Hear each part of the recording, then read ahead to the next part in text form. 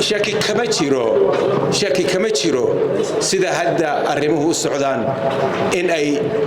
dadka diidan inay Soomaaliya kala go'daa inay guuleysanayaan shaki kama jiro su'aasha qoro la isweydiinaya waxa weeye intee baa labada dhinac ka dhimanaysa marka Muuse Biixi hadduu aqli leeyahay caruur Soomaaliyeed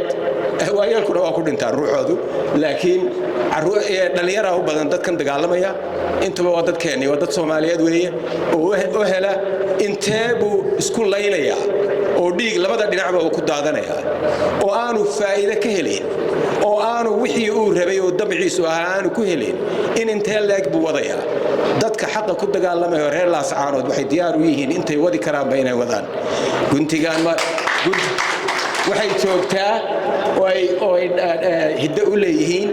guntigaan maroorsaday miyaan labada loo geeyay gaashaanka iyo tiirigiyo gamas miyaan qaatay ma gambaan u taagnahay intay gaadho noloshayda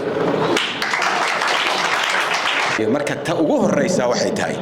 gudida ku meel gaarka gudi u heelan inay u dhegtaagto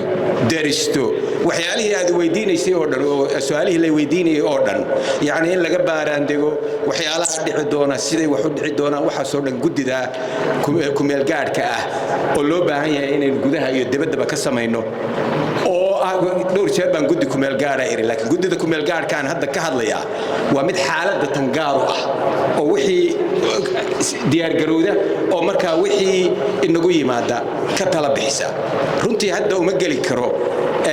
waxyaalaha dhici kara laakiin waxaad ogaataan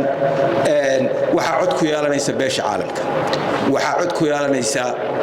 dawladda federaalka sharcinimadii bay haysaa waxay doonaan baa noqdeen laakiin sharcinimadii bay hayaan waxa cod dheer ku yeelanaya reer Laascaanood oo dagaalamaya waa cod dheer ku yeelanaya hadda say wax yihiin codka idinku ku yeelanaysa runtii aanu ma garan karo intuu la kaan doono